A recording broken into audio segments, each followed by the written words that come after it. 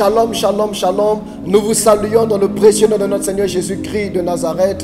Que la paix de Dieu qui surpasse toute intelligence soit votre partage dans vos maisons, dans vos différentes activités. Que vous soyez au travail, que vous soyez dans une boutique, où que vous soyez et que vous nous recevez présentement.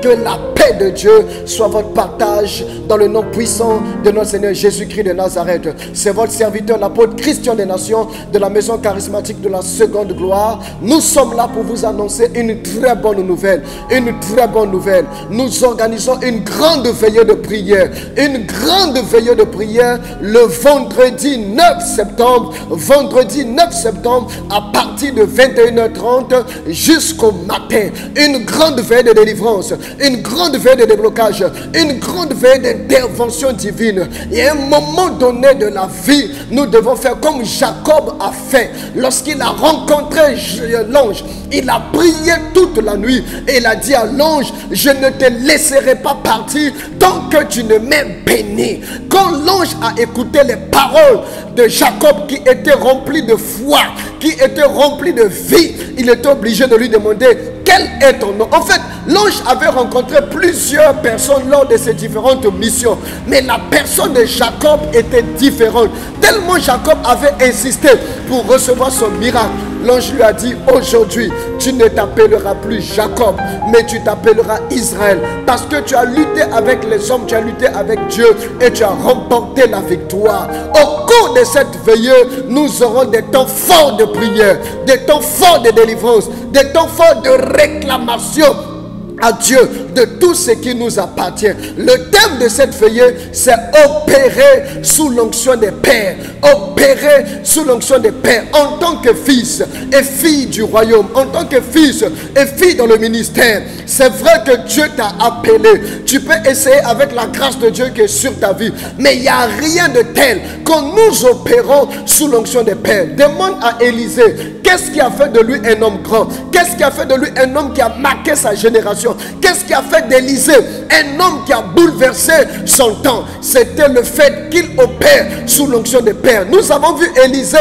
opérer, nous avons vu Élisée servir son père spirituel qui était Élie. Mais il y a un moment donné de l'histoire d'Élisée, lorsque Élie était monté, Élie a laissé le manteau.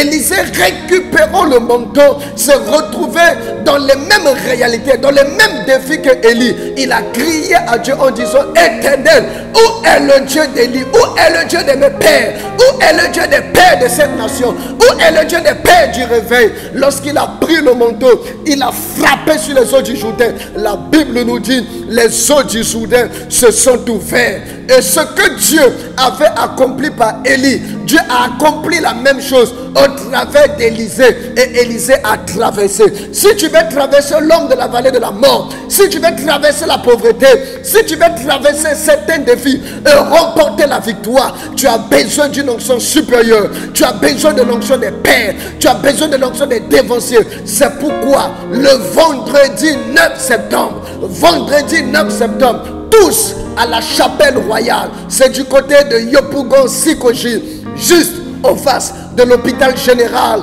que nous avons connu autrefois sous le nom de la PMI. Ça sera des temps de délivrance, ça sera des temps de louange, des temps d'adoration. Nous aurons plusieurs chantres qui seront avec nous pour appuyer ce moment. On a eu plusieurs veillées et vous avez vu comment Dieu s'est puissamment manifesté au milieu de nous.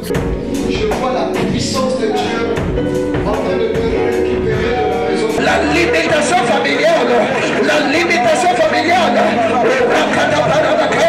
Allez libérer les corps, allez libérer les corps, allez libérer les corps, allez libérer les corps. Mais pour cette veillée, l'orateur principal est le révérend prophète Feuillat béni de Dieu, un conférencier, un homme de réveil, un homme de puissance, l'ami du Saint-Esprit, un homme d'onction. Il sera avec nous pour prier pour les déblocages. Il sera avec nous pour prier pour les malades. Dieu fait grâce à qui fait grâce.